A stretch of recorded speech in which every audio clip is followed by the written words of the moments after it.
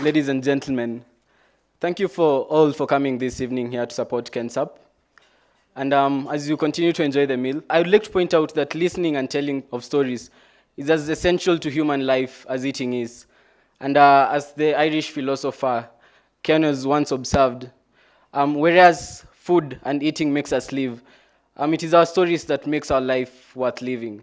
And to be a person is to have a story to tell. And so this evening, allow me to share my story with you. So my name is Gregory Macharia from the Kensap class of 2017, a proud alumnus, the youngest alumnus. And I was born in Eldoret town, and I spent my early childhood in Eldoret town. And I don't remember very much about it, but I remember that I loved the cultural diversity of the place at that time. Eldoret is a very cosmopolitan town. And I remember that I used to really love the cultural days at our school. I remember sharing the story with my friends from all the diverse groups that were represented in the school. And as you can imagine, at that time I was only 9 years old. I had no idea about the ethnical and the political tensions that were simmering beneath the surface at that time. And so I was really devastated when the tensions boiled over in 2007 after the presidential election. And so my family and I, we were caught up in the middle of it. And we were forced to evacuate Eldoret through smoke, through gunfire, and to leave our home and to leave our friends. So we left Eldoret in a military convoy. And I remember that it was during that transition that I saw the most disturbing sights of my life. And despite my mother's effort to cover my eyes, I saw it all. And it was really frustrating for me. And at our new home in Nyahururu, at first of all staying with a relative where they put us up for a few days, I was able to join a new school.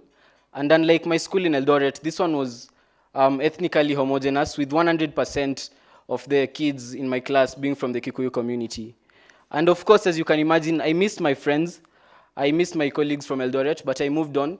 I was able to focus on my schoolwork. I was able to work hard. And I was very glad at the end of it all because after sitting for my Kenya Certificate of Primary Education, I was the best boy in my district and the second best in my county. And as such, I was able to earn a place at Alliance High School in Kikuyu. And my parents were very pleased, even elated, but they were very apprehensive also, especially because it was 2013, the same year that the first elections after the 2007 one. But with a little of persuasion from our schoolmates and from Kensap alumni, I was able to join Alliance eventually. And within weeks of arriving at Alliance, I knew that I was where I belonged. I really enjoyed the cultural diversity at the school. I became keenly interested, even through my classes. I became keenly interested in global cultures. And I was therefore very thrilled when I was given the chance to take part in a cultural exchange in France called La Cité Cosmopolite, which was, at the time, the most life-changing experience for me. So when I came back, I was even more committed to that value of diversity. And as when I was elected the school captain of my school, shortly thereafter, I was now in a position to advocate for my beliefs of diversity. And I took steps, maybe small. I remember I used to address students in student assemblies. And on the notice board, I used to put some notices about quotes of unity and of diversity in my school. And I believe that these steps went a long way in unifying that diverse student population at Alliance. And somewhat is the political tensions that were simmering outside the school.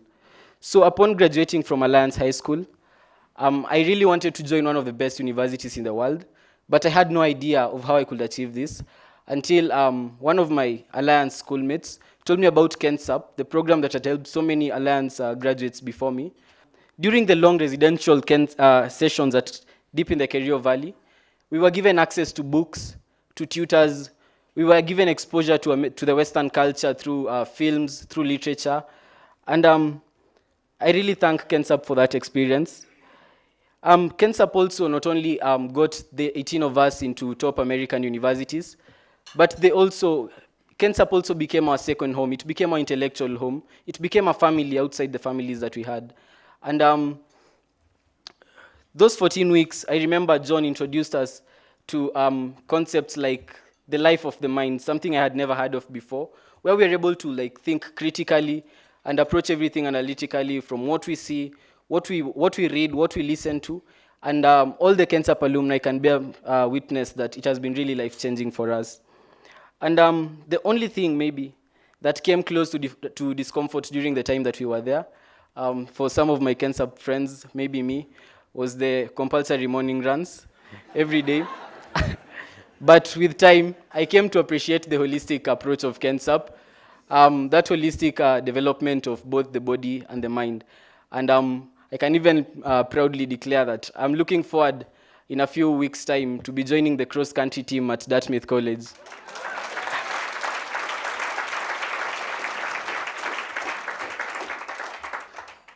And I really can't convey how elated I am, how eager I am to join Dartmouth in a few weeks' time. Nor can I convey how grateful I am to Kensap for this opportunity, for getting me there. And Kensap continues to place many young, talented Kenyans into these top-notch schools. And this program enables talented Kenyans to get the finest intellectual foundation. And the ones who have gone through the program, my friends, my alumni friends, because of what we have been put through, we believe that we are now in a good position to come back and become Kenya future leaders like Eve, who spoke before me. And our country has many problems, and I believe that this very worthy organization is a great help to us in finding its solutions. Thank you again for your support, and thank you for listening to my story.